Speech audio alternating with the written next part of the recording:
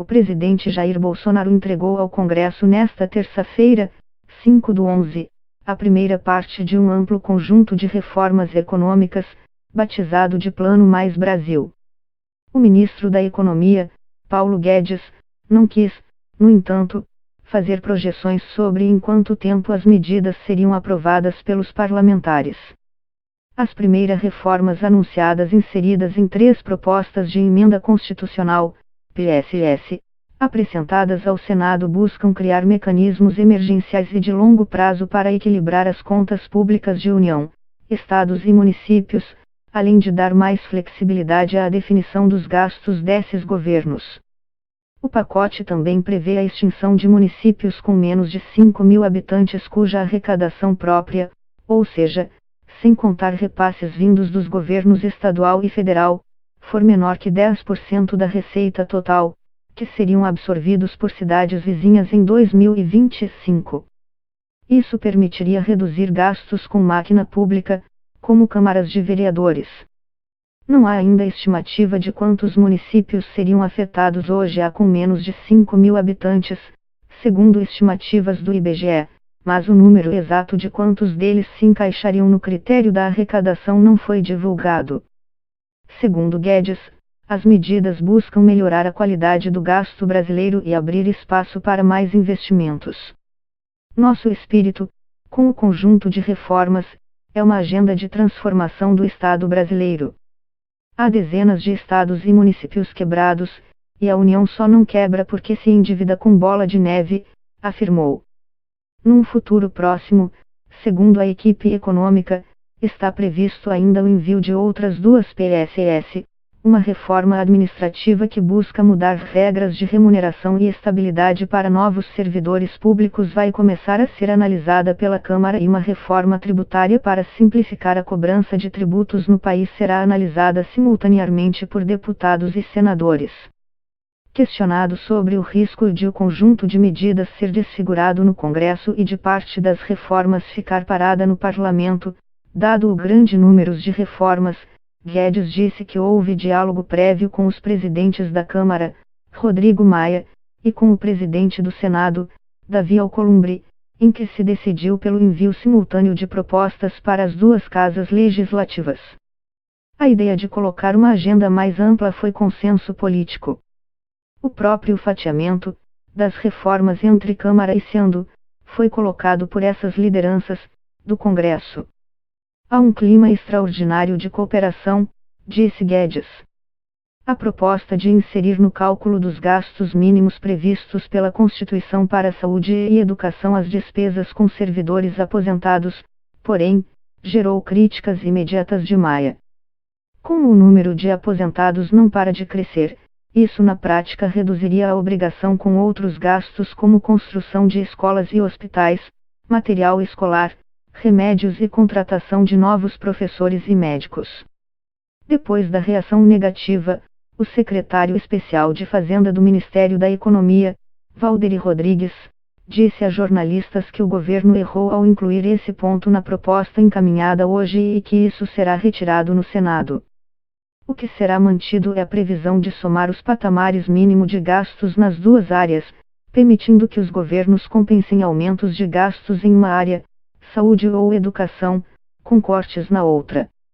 É uma pauta importante, com alguns temas difíceis, que certamente não vão prosperar, mas em toda proposta ambiciosa há pontos que avançam, afirmou Rodrigo Maia, ao comentar o pacote de medidas.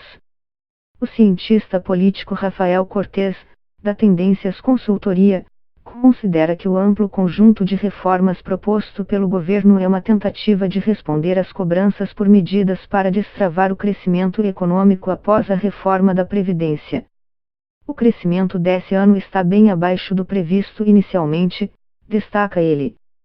Além disso, acredita Cortes, o envio de várias propostas simultâneas para 2 casas permite atender às demandas tanto do Senado quanto da Câmara por protagonismo na agenda econômica. Há uma disputa pela agenda reformista, há espaço no Congresso para reformas mais amplas, mas com o tempo isso tende a perder fôlego.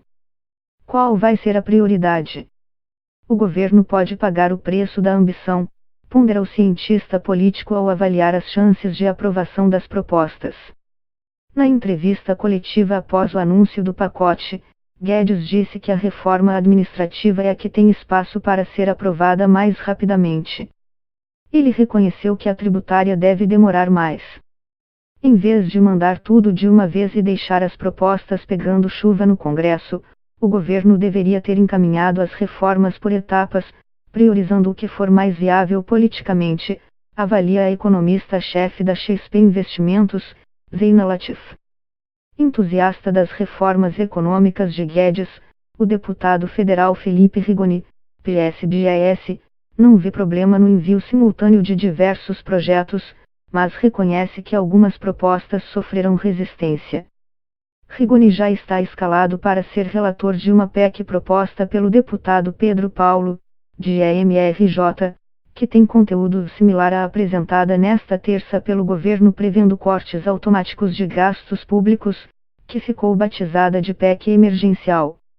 O foco é permitir uma série de cortes temporários nas despesas de União, estados e municípios quando eles desrespeitarem limites fiscais previstos em leis. Em caso de desrespeito da regra de ouro, que impede endividamento da União para gastos que não sejam investimentos, a proposta prevê, por exemplo, corte de 25% da jornada dos servidores federais com corte proporcional de salários por um ano, o que geraria economia de cerca de 10 bilhões de reais. Alguns economistas, como Braulio Borges, da Fundação Getúlio Vargas, consideram a medida muito radical e com potencial para afetar a qualidade dos serviços públicos. São medidas, propostas, porque estamos em situação de muita fragilidade fiscal.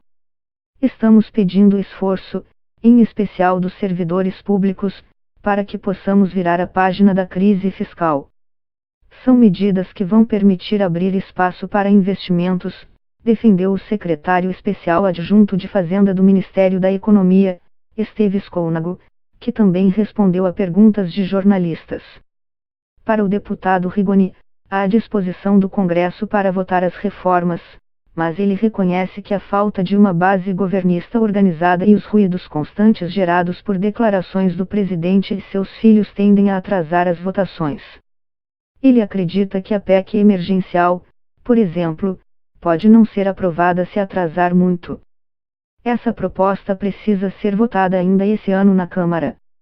Como são medidas muito duras, fica mais difícil aprovar ano que vem por causa da eleição municipal.